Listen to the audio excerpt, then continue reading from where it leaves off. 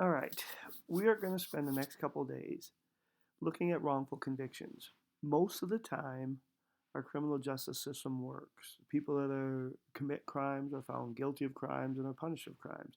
But sometimes innocent people get convicted. Sometimes it's because of just mistakes. Sometimes it's because of error. Sometimes it's because of corruption. Either way, it happens. And the Innocent Project um, is an organization that was created in the 1990s that is devoted on trying to exonerate people that have been wrongly convicted of crimes. Now, to be exonerated means to be convicted of a crime and later to be found not guilty and then like released from prison. So so when we talk about exonerations, that's what we're talking about. Somebody who has been convicted, but later it was proven that they did not commit the crime in which they were convicted of. And what I want you to do is this assignment right here.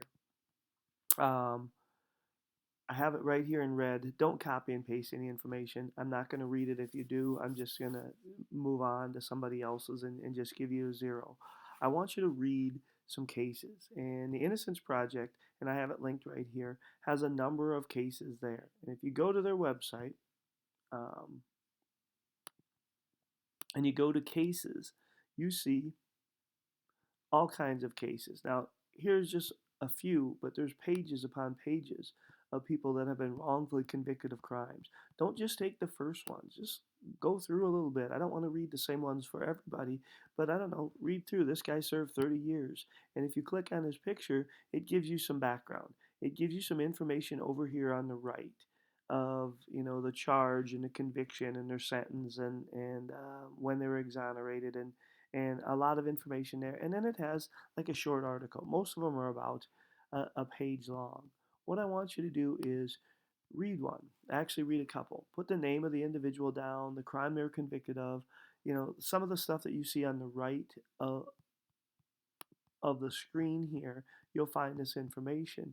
But then I want you to give me some details of the case. What was the case about? Why was a person convicted, and then what led to them being exonerated? So give those, kind of a summary of what went on there. The same thing, do two cases like that. Okay, and then when you're done with that, there's a number of causes. Um, what leads to wrongful convictions? Well, these are the causes here, according to the Innocence Project. And I have some questions about some specific ones. So answer those questions there. And then we get into, you know, okay, let's say you were convicted of a crime that you didn't commit, and then you've been exonerated. Should the government pay you? Should the states pay you? Well, some states do, and this is a link to some of the things that the states um, how each state compensates. South Dakota does not have anything there. And then lastly, just a paragraph here um, about basically what you learned.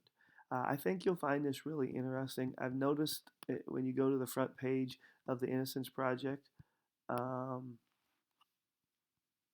they have here some things that you could watch on Netflix that if you find this interesting, maybe you'll find something to watch there that's interesting.